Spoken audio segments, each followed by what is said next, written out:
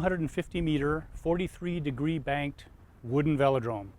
That is what riders face when they venture on to the Velodrome at the National Sports Center in Blaine. For the seasoned rider, it doesn't sound that daunting, but for the novice who has never been on a banked cycling track in their life, it's rather terrifying. Both the surface and the bike are different than anything any of us had ridden before. Well, track cycling is different than road cycling in a couple of ways. Of course, the course is closed. It's only 250 meters around, and the emphasis is on speed and explosive power, acceleration, if you would.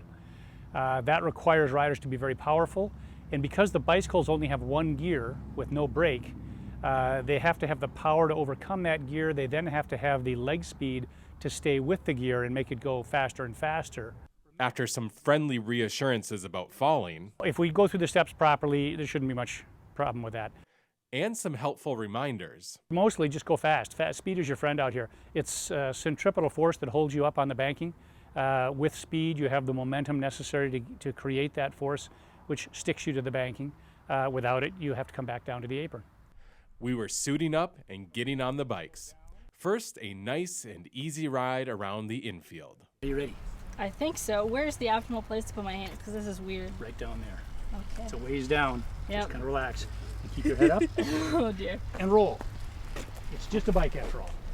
We kept hearing that phrase from Bob, "It is only a bike." And he was right, but mentally, you wondered how this bike with narrow wheels would keep you upright.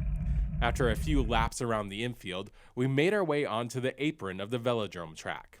We all successfully made it around the apron several times, but it was clear that we were not cut out for any actual racing. If you want to see some real Velodrome racing, you'll have to come out to the weekly racing series. Every week we have races on Thursday night starting at 7 p.m.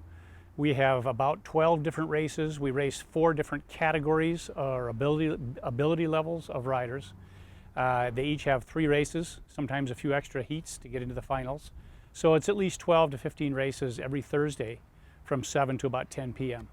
While we certainly did not show it, this track is designed to elite standards and can handle the fastest racers in the world. This is a great facility for anyone. Again, it was built by Sherman Architects out of Munster, Germany. They are the top builders in the world of velodromes. The Olympic velodromes that you see outside of the London Olympic Velodrome, almost all the Olympic facilities have been built by the Shermans. And this is not only similar, it's almost identical to those facilities with the absence of the fact that theirs are now indoors rather than being outdoors. So it's a world-class bike track. You can go as fast as a rider can humanly go on a track like this and not have a problem. In the end, we declared intern Annalise the winner of our little race, but really, we're all winners for surviving our first trip to the Velodrome. For North Metro TV News, Ben Hale reporting.